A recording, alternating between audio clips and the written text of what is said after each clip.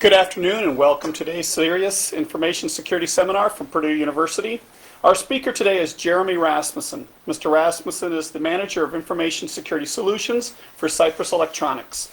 Mr. Rasmussen has worked at a number of large engineering and defense industry companies and is currently the manager of their information security solutions at Cypress, who specializes in vulnerability assessments, pen testing, policy and procedure development, and security training. Mr. Rasmussen is also an adjunct faculty member at the University of South Florida. Please welcome Mr. Rasmussen. Thank you. So today's talk is the best defense is information. Kind of lifted this from a guy named H.D. Moore who runs the Metasploit project, because the idea is going to be the more information you have in dealing with a security breach or in being able to prevent against one, the better off you're going to be. And we don't necessarily have all of the infrastructure in place for doing that at this time, but it's something that I know a lot of people are working on. So there's us, Cypress Electronics. We've been in business for about 40 or more years, doing some little black boxes for the government that do secure communications and so forth. And then out of that background of information assurance, we built up a security consulting group, which, as Joel said, does some pen testing as well as automating tools to scripts and applications and so forth to help us do what we do better in a more efficient and accurate manner. And so we've done things every little tactical system in the back of a Humvee, the rack of Cisco routers and Windows servers that run in the back of a shelter in a Humvee, all the way up to a 350,000 user wide area network across all 54 states and territories. So we've had some experience getting our hands dirty doing a lot of different types of systems. One of the things we're really trying to find our niche in is the Presidential Comprehensive National Cybersecurity Initiative, or CNCI. As you can see there, the main thrusts of that are to establish front lines of defense capabilities for our federal enterprise. So making sure there's not a million ways in and out, but more controlled ingress and egress to the federal enterprise network, defending against a full spectrum of different cyber threats. Coming up with new leap-ahead technologies to shape research and education, defining the technologies that are going to help better protect our nation's infrastructure, and then developing tools to enable this all to happen. So to the tune of what we understand is about $17 or $18 billion are being allocated to this in the federal government. So this is certainly an area of for research and development and for companies to get involved and really start moving into some new areas. So there's me. As Joel already said, I have a background in software and systems engineering and computer science background and engineering management, and I teach some classes in cryptography and network security, digital forensics, and hacking. And then I started a group a few years ago called the White Hatters. You might check out our website there. It's an organization at the University of South Florida that is there to really learn more about computer security and to participate in organized capture the flag events. You might be wondering about that picture there. So I had an opportunity a year or so ago to be on Jeopardy, and they actually had a makeup person that came and dressed you up and everything. Here, you guys are on this strict budget. I know I don't look as good as I do, but I actually had a chance, after the first commercial break, when Alex comes over and talks to you about, hey, you have to come up with some anecdote about something. They asked me about something, and I said the thing I talked about was capture the flag. So I have a little clip here that shows that, and actually shows you a little bit more too.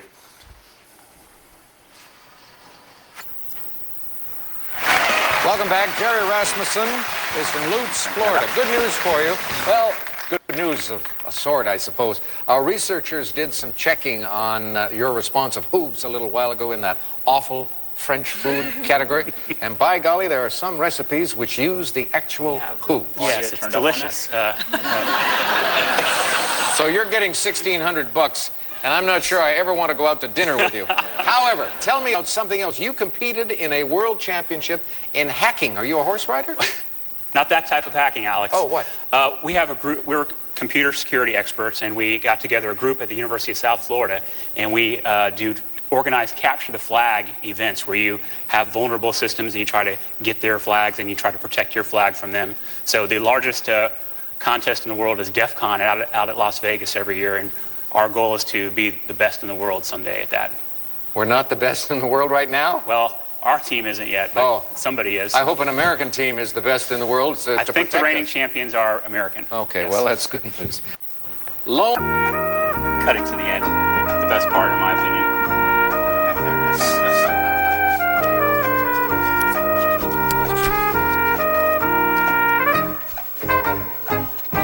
Pro football, and I was playing against two women. Gene So it was McGuire. We start with you. Your response. Who are the Dallas Cowboys? Sorry, incorrect. 7,000. You risked everything, so that drops you down to 0. Let's go to Julie now, our champion. She's won $73,000 prior today. She picked the Cowboys also, and that will cost her how much? Oh, hello, nothing. So you remain at an even 14,000, so it's up to Jeremy to be correct. Is he? He picked the Buffalo Bills. Were you thinking of Buffalo Bill Cody? Yes, I was. You were? Well, good for you, because that's right. How much did you risk? 9801. Hello. Big win. $28,001. You're the champ. You get to come back next week. Enjoy the weekend. You too, folks. Take care. So long. All right, so anyways, I got to mention Capture the Flag on national TV, so that was, my 15 minutes of fame. If you've never played Capture Flag, yes, ma'am. Can I ask how much you won on Jeopardy? So I won that day, and then I lost the next day. So a total of about $31,000. So it was Congratulations. fun. Thank you. It was great until the tax bill came due. That was really bad. So Capture the Flag is this multi-sided contest where a number of teams compete individually against each other. A popular way to do it is basically every team is given an image of a vulnerable system. By vulnerable, I mean it's like Linux or something, and it has a bunch of intentionally broken services that have vulnerabilities on them. So you have to figure out what those are, fix them, patch them on your system so that nobody else can exploit them, and then actively go out and exploit those on everybody else's servers, and that's how you gain points. So flag is essentially like a base 64 encoded string or something, or some kind of hash, and by exploiting the service you're able to read this that you would not otherwise be able to get. And then you submit it to some scoring server. So as I mentioned there, like the coolest one, the biggest one every year is this DEF CON Capture the Flag out in Vegas. And I just have a little quote from a guy's blog. His name's Atlas, who they won 2 years in a row, 2006 and 2007. He says, "From the moment I walked into this access-controlled room, I felt like I was walking to a high-intensity playground/dance club. Dim lights, techno thrash music, black-green color scheme, the blue siren, all contributed to the feeling of greatness." So this doesn't sound like, what we're used to in the academic environment here, right? Stayed in the back of a lab typing away on some computer. They purposely make Capture the Flag. They try to put diversions in there, things to distract you to make it even harder. It's diabolical enough already, but it's interesting that Atlas and his crew won a couple of years in a row, but they got absolutely clobbered last year by another group, which is the School of Root, and a guy by the name of Chris Eagle and his friends out at the Naval Postgraduate School at Monterey. They actually have a really good team out there, and it says, this is Atlas writing, he says, "We used some technical prowess last year to keep School of Root from getting credit for a lot of points over periods of several hours. So they figured out a way to block their flag submission. This year, School both multiplied the evil as well as the technical awe of our attack from last year, instead denying any of the teams the ability to score. How they did this, I still can't say specifically, but let's just say they pwned the services themselves and made their own version of a service rootkit, modifying information to either prevent us from gaining a shell on any box or changing the contents of keys so that we receive bogus keys as well as overwrites, etc., etc." So they hacked the scoring system itself. It reminds me of like in Star Trek when Kirk hacked the Kobayashi Maru so he could pass. He was the only one that ever did that. So we're not thinking about, we're thinking of genius level people here that have amazing computer security skills. Our team's done pretty well actually since we began 3 or 4 years ago. We took first at the amateur CTF before we got to the big one. And I don't know if I've talked to a few forensics professors this week that are familiar with this The Defense Cybersecurity Services has a forensics challenge every year, and our team actually took first place for academic teams in that. It's really an interesting challenge. They send you this envelope full of broken disks that have been cut up and stuff, and you have to try to piece them back together and get data off of them. And they give you some other stuff that's like some image files, and you have to determine if there's any steganography in them, steg files, and pull that out. And they give you some other files, and you have to determine if they're real versus CG. There's a lot of, and they give you a bunch of keys to crack and all this stuff. So we did pretty well one year, but that thing is getting incrementally harder every single year. But my encouragement to you is, they have these university-sponsored events. UC Santa Barbara does one every year.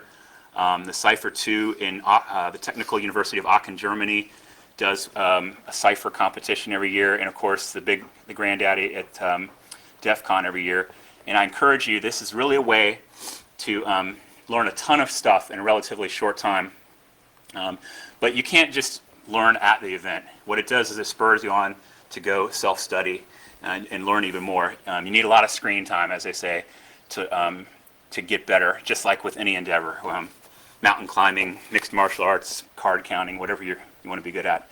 But I find that the people who are best at it, really have a solid foundation of computer science, computer engineering. They understand computer organization, architecture, how stacks work, and how variables work, and they understand programming languages, and they understand networking, databases, web, and as I said before, the best defense is information. This is going to make you better at what you do. Well, recently in the news, you might have heard about an unpatched vulnerability in a well-known PDF viewer. Okay, without naming any names. On February 19th, Shadow Server confirmed that there was an exploit for this. I'm here to tell you that it may have been out there a long time before that. It's a very big deal. It actually allows, remote basically arbitrary code execution. This happens across several versions of the software and several different operating systems as well. So it's a cross-platform attack. And guess what? Even though the vendor finally issued an advisory after it had already gone public, there's no patch for it, and there's probably not going to be one until March 18th. Fortunately, our friends over at SourceFire, the snort people, wrote some snort rules to try to pick it up through an intrusion detection system, and they hacked together a homebrewed patch for it. The Acrobat 32 DLL, I've given away the names now, sorry. They figured out how to just basically hack that up, and it's funny because that's somebody else's code, but they have it up there as a patch. But I'm guessing that the people that haven't put out the patch yet are probably embarrassed, and so they're letting that code stay up there for a while. I know that you guys are aware of it because I saw on somebody's blog, their CERIAS blog, that they had already blogged that when they finally did issue the advisory for that, there's not even a CVE associated with that attack yet. So CVE is a common vulnerabilities and exposure value, which means a number that's assigned for tracking this particular exploit across any tools that wish to use it. All right, so interestingly, we found a real version of this at a real-world client some time ago. I'm not saying it's the exact one described in that advisory on SourceFire or at the other place, but certainly related. And what happens is it was a targeted attack at a particular victim. It's a PDF attachment. The person opens the PDF and it executes some malware. It's a dropper. It drops in a Trojan. Then the Trojan does some other things. We've actually found a sample of a PDF that looked like it contained some incriminating strings in it. The first string there shows you that we knew that this thing uses JavaScript. If I didn't mention it already, JavaScript is enabled by default in this tool. It's something you should really think about going and turning off right now. If you have your laptops up and running, go in and go into the edit, preferences, JavaScript, off. And then we also saw this other indicator, this creator thing that says that we know this is a device driver creator and a toolkit for creating PDF exploits. So this is another indication that this thing had been hacked up. So like I said, JavaScript's on by default. If you're to load a PDF with a JBig2 image stream, anybody know what JBig2 is? It's a compression format for black and white files, basically. It works in a couple of ways. There's a fast mode where it looks in a static lookup table, and the compression's not as good. But then there's another way it runs, and it builds a compression table on the fly, and the compression's better. But it basically takes advantage of a buffer overflow, or actually a heap overflow. So what happens if you go to the 5th byte of that stream, which is your segment header file, and then you go down to the 6th bit, and you can see that that's set. So 0, 0, 1, 0, 0, and then those next 4 bytes read as 0, 0, and then a bunch of 3s. Then it would load the following code into the DLL. And by selecting the offset in a particular manner, either much smaller or much larger than this, you can crash in different areas that are aligned along a 32-bit or long word boundary. If you can do that, then you can essentially point to your shellcode. If you were to do a quick heap spray with this using JavaScript, then you could reliably write an exploit across that would work in Windows, Linux, Mac OS, and it does actually. People have shown proof of concepts where it crashes on all 3 in any version of the program. I mentioned a heap spray. What is that? Well, it is basically introduced a few years ago by a guy named Skyline, and he showed it working on Internet Explorer vulnerabilities. Excuse me. So it's generally the term for any code that attempts to put a sequence of bytes at some predetermined location in a target by allocating large blocks of memory and then filling those up with your shellcode.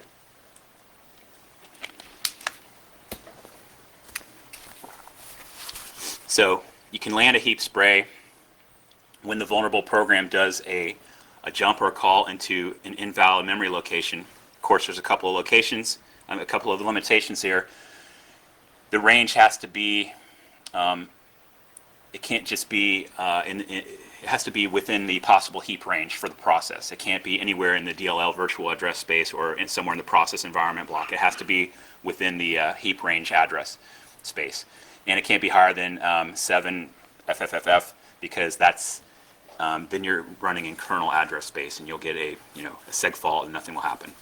But to land the heap spray in your browser, or in this case in this PDF reader that shall remain unnamed, use JavaScript, and then you spray the heap by creating a large Unicode string with a particular repeated sequence of characters. So the way I've seen it done is you start with a string of one character, you concatenate itself to itself over and over. The length of the string starts growing exponentially up to the maximum length allowed by your scripting engine. Then when the desired string length is reached, you attach your shellcode at the end of the string.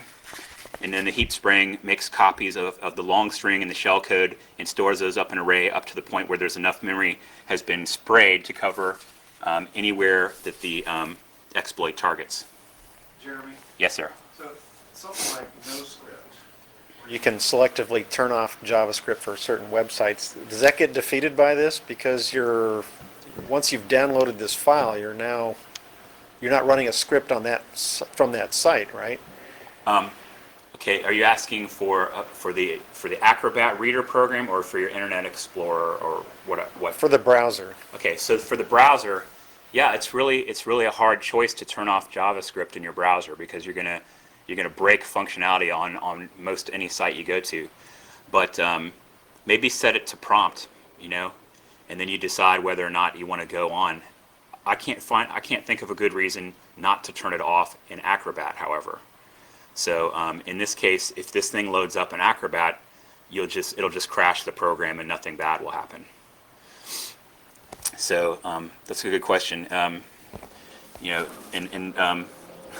The professor there, Pascal, I believe, who was blogging about that was some of the comments to that is like, haven't we had enough JavaScript overflow errors? And I don't know what the answer is to that in terms of your browser. You try turning it off. Try turning off cookies sometimes and see what happens. it's very hard to navigate, and you're going to drive yourself crazy if you do this cancel or allow type thing. So, but where we can turn it off definitely is in your Acrobat reader. All right, so this particular bug that we found looks like it fills up the heap with the shell code and then passes an overly long buffer to this JBig2 decode function. The way it behaves is it reads the remainder of the file, writes a file marker, drops your dropper onto the disk, calls the program and executes it, and then cleans itself up and exits. Very tidy. I'd like to say that we were, super sleuths and found this ourselves, but actually with a zero-day attack like that and never having seen it in the wild before, we actually had help. The client had a development partner who had actually been hit by the same thing previously and had some intel on it and was actually actively monitoring some command and control sites that the malware tried to beacon out to, and saw one of this client's IP addresses going out to the command and control site. So they called the client, and then the client was able to sign an NDA and just get some information. So what I'd like to do now is kind of walk you through some of the forensic steps we took when we first heard about this thing, of what we did to work through it, to discover the extent of the damage, if you will, how to put into effect rules that would stop it maybe next time, and then lessons learned from there. All right, so we got this call from the third party, or actually they got the call from the third party who said, hey, we're seeing this thing beacon out. So they didn't really have an incident response plan, this client, and so they put together this ad hoc team that said, we got to come up with some course of action here now that we know we've been hit. So they contacted us, and on the next day we were there on site helping them to do the forensic analysis. So the next day they signed this NDA, of course, and were able to get their log with specifics about a particular machine. Talking about that machine, turned out to be a Windows 2000 box. Oh no, right? I can't believe it. Couldn't believe somebody was using that, first of all. But then turned out the job of that box was to monitor maintenance and alarms, lights, temperature, humidity controls, and so forth. And so it was purposely given a remote control capability so that the alarm company could interface with it. So turned out the compromised account turned out to be a desktop management application. This is bad, because this desktop management application enforces policy everywhere in the environment, in the enterprise, which means it has domain admin privileges. So, now that we realize these guys have the keys to the kingdom. So we told them change the password immediately for that service level account, and they did that. Of course, it broke the desktop application. It took them a few days to fix that. Should I even mention this? Yeah, I'll mention it. No, I shouldn't. It's so bad. The password was so weak. I shouldn't say. Yeah, the password was password with an exclamation now, and a capital P. Okay, so it met all their minimal standard of requirements. It was 8 characters long. It had a mixture of upper and lower case. It had punctuation in there. Hey, we're good to go. But as you can imagine, I stuck that thing in John the Ripper cracker and had it in about 20 minutes. So if I probably could have guessed it quicker myself, before that. We pulled the hard drives off the suspect machine, did a bitstream copy using a Linux live CD and the DD command. Just simple, cheap way to do an image. If you try to do file copies, you're going to miss stuff, because you really need to do a bitstream copy. Then, because you don't want to tamper with the original evidence, because you might be messing up, the evidence itself. So you want to always use a copy. So then, from the log analysis, we were able to identify some other servers that had potentially been accessed. We copied all the hard drives, imaged them, and that took until 11:30 at night. So it was definitely a long first day. Second day, we had them kick off we kicked them off automated vulnerability scans across all the servers, and especially servers in the DMZ or any that had remote access capability, just to see if we're missing anything here. We wrote a script to search for all the file name strings that were associated with this particular malware. And we looked on every machine for a particular service that we knew from the logs was associated with the malware.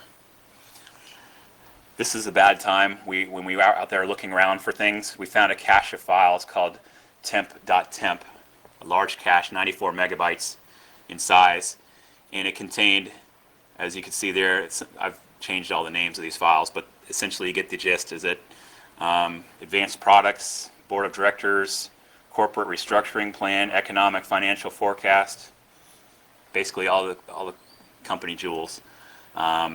And also a little program called temp.exe, which was actually the RAR archiving program, was stuck in there. So this kind of showed us that, yeah, the horse had bolted the barn. We gave the results of our vulnerability scans over to the IT staff to start remediating them. It turns out they were actually missing some older Acrobat patches. So, you know, we're talking about this 0 day. They didn't even have the old stuff covered. The alarm company came out and installed a new server for the environmental controls. We made sure they VLANed it off to its own isolated part of the network. And we started to do some reverse engineering of the malware. There's a program called IDA Pro. I should have mentioned this when I was talking about the CTF stuff.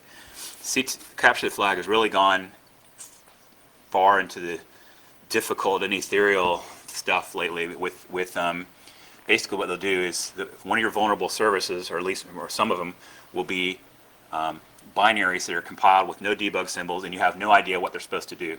So you have to use a tool such as IDA Pro to try to reverse engineer this malware or vulnerable service, figure out what it's trying to do and how to collect flags from it.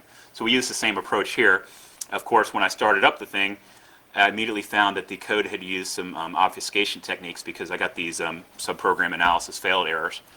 If you've ever looked at IDA Pro, it looks like this, where they give you a layout of the overall flow of the code, and then you can click on any one of these things and it will bring up the assembly code and as best as it can.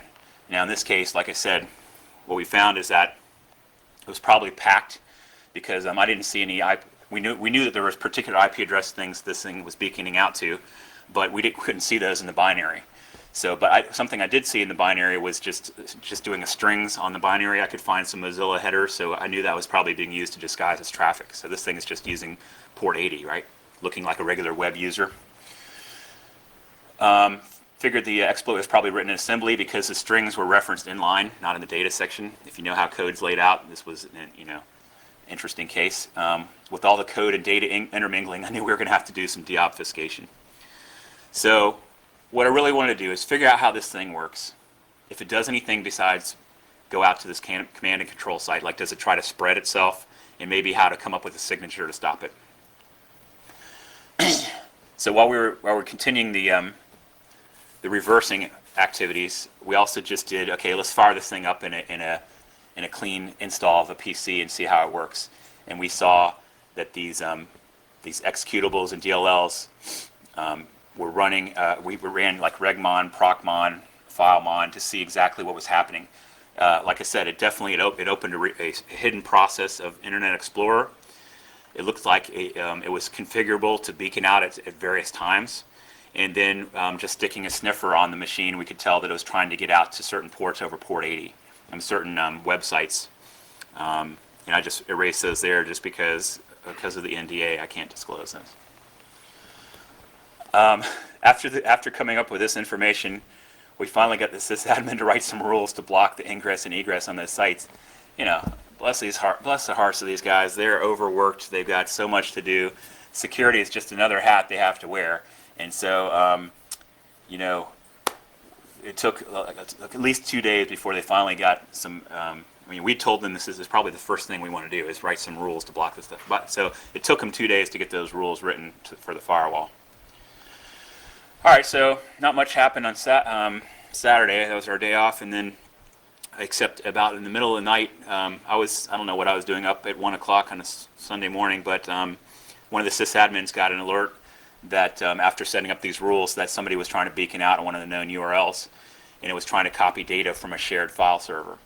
So he IM'd me. We discussed a plan of action. Basically, he sent a shutdown command to kill that PC and remove the user's smart card from their physical access control system, just to make sure that when the guy came in on Monday, IT could get to his box before he got to it.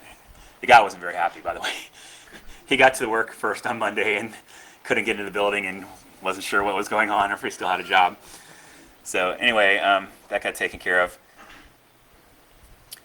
This guy's box, it looked like it was a different service level account than the other one.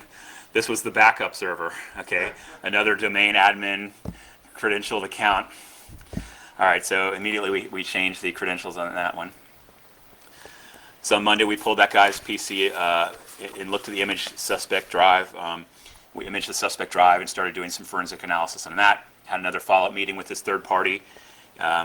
Fortunately, the last connections they saw to the suspect machines were on Friday, because we started putting the rules in, blocked everything, nothing could egress, so firewall rules are working now. And finally, the sysadmin got around to pushing out those Adobe updates that we had told them about 2 or 3 days earlier. So there you have it. We did a script, we kicked off a script that would scan their entire Class B for known signatures associated with the malware, found no additional infected boxes. The only signature we found was on this file server, which we already knew. We left something there particularly to make sure our script was running right, so it would tell us it was there. All right, just a little bit more we figured out after reversing the malware is that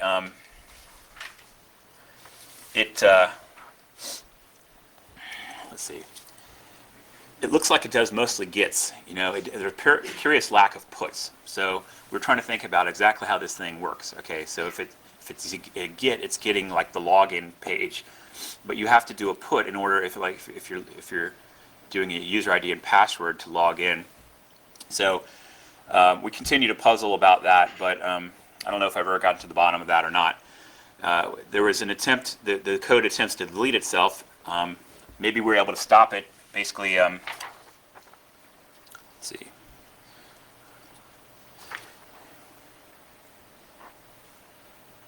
Yeah, the exe launched Internet Explorer, got a handle to it, created a thread in the load library with the stack containing the DLL, and it tried to delete itself.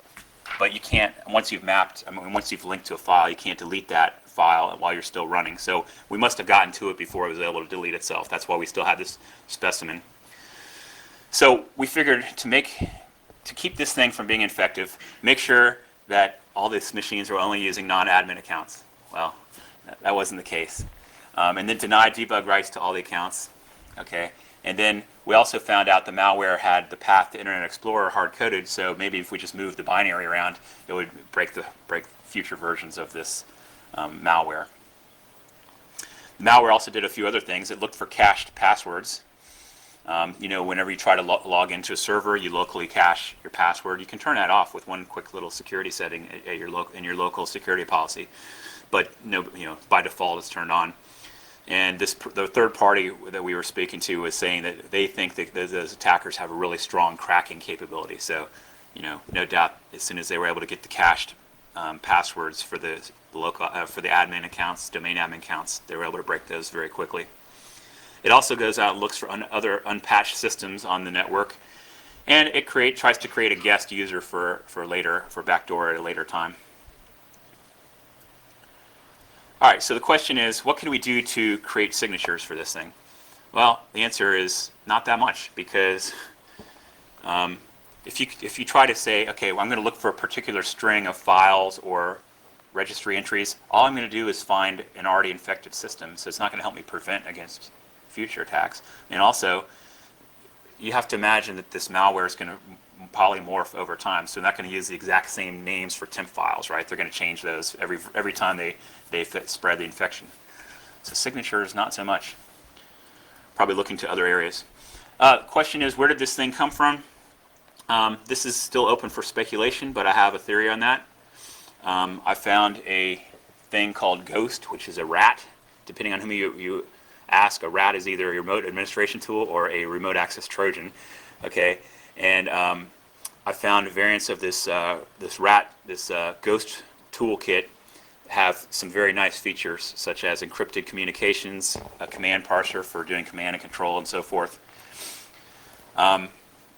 This thing was a basic client-server model. And you might think that that's really passé. Like today's botnets are mostly like peer-to-peer, right? You don't have this command hierarchy of a client and a server. But you know what? Here's this thing still working just fine, stealthily, and nobody noticing it. It wasn't the pinnacle of sophistication, but something it did do is it encrypted its communications. We knew we couldn't break its AES encryption, 128-bit encryption, but we could black box it. I mean, we had a copy of the executable, so we could just force feed it commands and then watch the output. That's what we did. We opened a session config file. We initialized the crypto API, which is what does the AES encryption. Created a hash of a known password, which again got from this third party. They're pretty smart, and they'd have been looking at this thing for a long time. And then we just used the hash to create a session key and decrypt the file contents. So that way we were able to see everything this thing did: list drives, copy files, external exec calls. And every time it did something right, it would say, "I'm happy," and every time it failed, it would be like, "I'm sad." So, all right. So what do we tell these people? Well, make them feel good. Hey, everybody's at risk for a 0-day, but how you approach it, how prepared you're going to be, and how much damage you're going to limit it, in your approach is another matter. So we said they really needed to have a whole framework of security, in depth, prevention, detection, reaction. For one thing, they needed an incident response plan. What are you going to do if something happens? Who's going to be responsible? What is it? The timetable for action? Who does what? Second thing is, obviously, this one I would figure everybody would know anyway, but for your domain admin accounts, put a very, very strong and hard to guess password on there. They had some commercial standard for their core desktop configuration, but you can go a little bit better. You can lock that thing down a lot more. There's the DoD publishes some guidance called the Security Technical Implementation Guides, or STIGs. That's a really good set of guidance standards for locking down systems, operating systems, databases, web, and so forth. They were definitely behind on their patching, but more importantly, they had no comprehensive vulnerability management process. So anytime they didn't have anybody constantly monitoring for security vulnerabilities. So when one came out, they didn't have somebody going and downloading it, testing it out in a sandbox, and then pushing it out to their environment. It just wasn't happening in a timely manner. For that matter, there was no awareness or education training. There was some initially when the people come into the organization. They had to go through some training to get an account, but there wasn't any periodic re-education. Hey, don't click on those unknown attachments, that type of thing.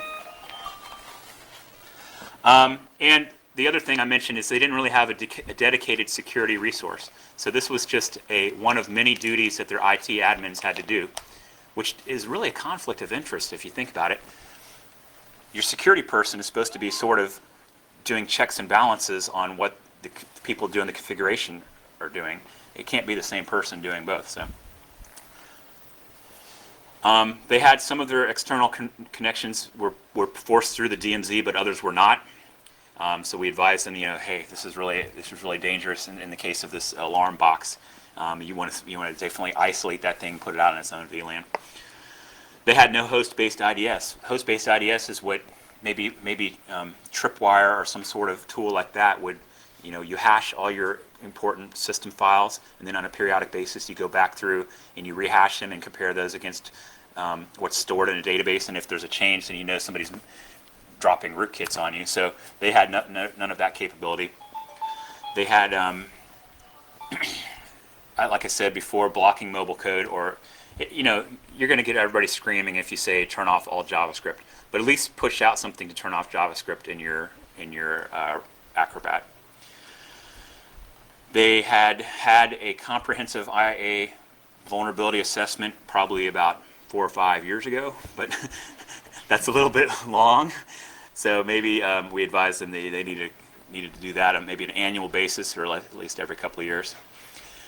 Another thing that really impeded our investigation is they didn't have much in the way of audit logs. The audit logs got overwritten every 2 weeks. So we're sitting here trying to go down the rabbit hole with this thing, and the data, we didn't have enough data to go on to see. We could not definitively say how much of what type of data went out the door, right? Because we had no logs. We could have possibly recreated those from their backup tapes, the backup archives, with a lot of difficulty.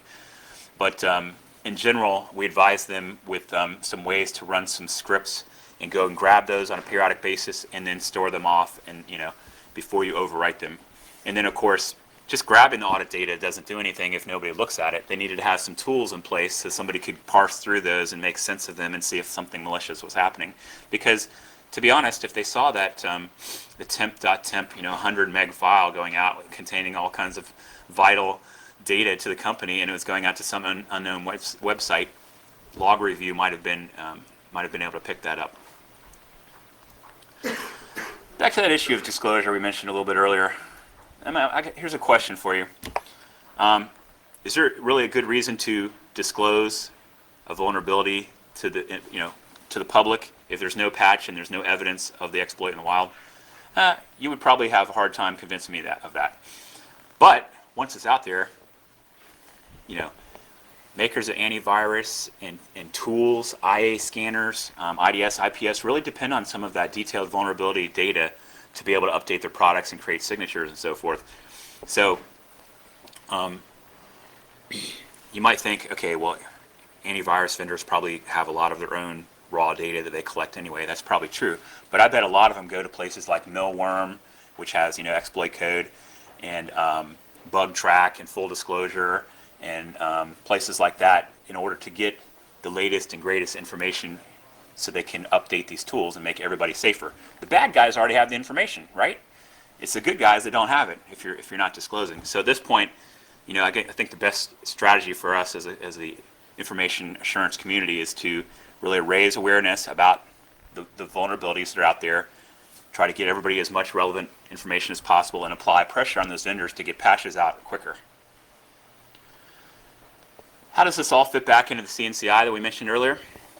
Well, there's a few places. Like one, expanding education, might be a place where you could say, don't click on that attachment, and they're talking about not just education at the university level, they're saying, or a professional level, but all the way like K through 12, teaching kids at an early age about cybersecurity. Another area is these leap ahead technologies, coming up with new ways to find zero-day attacks, anomalous behavior detection, not just look for signatures, but look for bad behavior.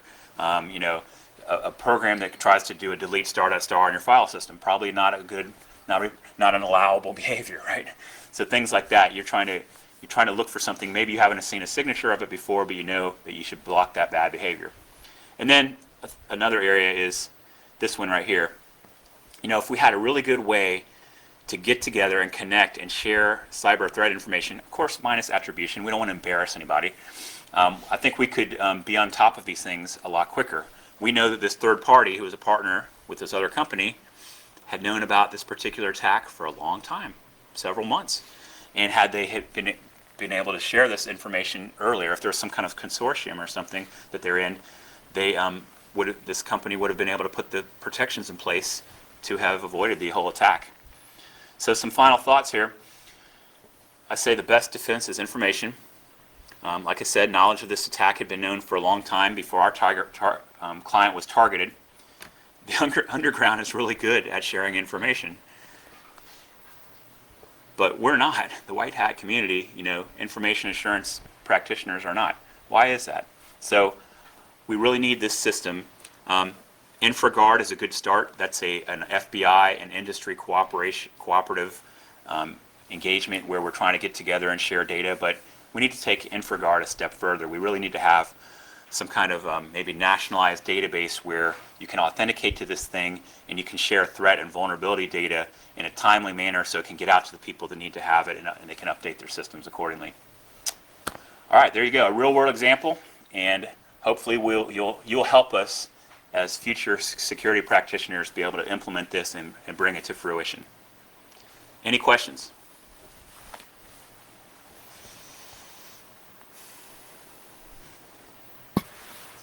Jeremy, you may want to mention that there are potential employment opportunities, whether now or in the future, with you guys.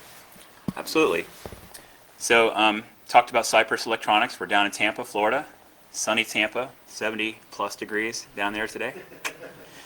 And we have, we have a hardware, systems, software, security engineering capability for these secure communications products and services that we're trying to bring to the government, especially in the CNCI areas.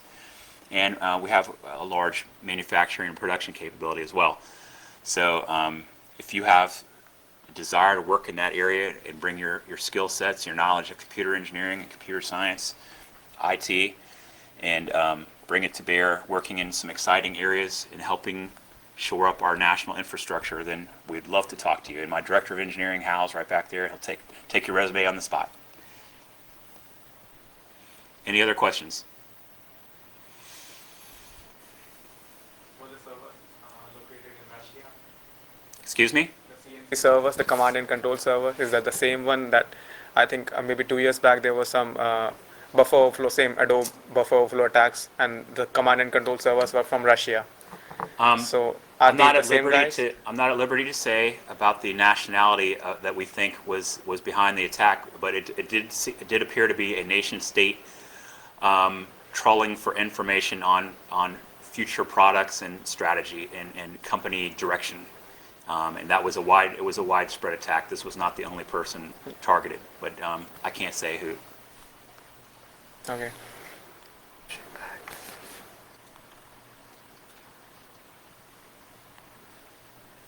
Any other questions? Maybe afterwards you can ask about Jeopardy. Yeah, ask me about Jeopardy. Everybody always likes to hear about Jeopardy.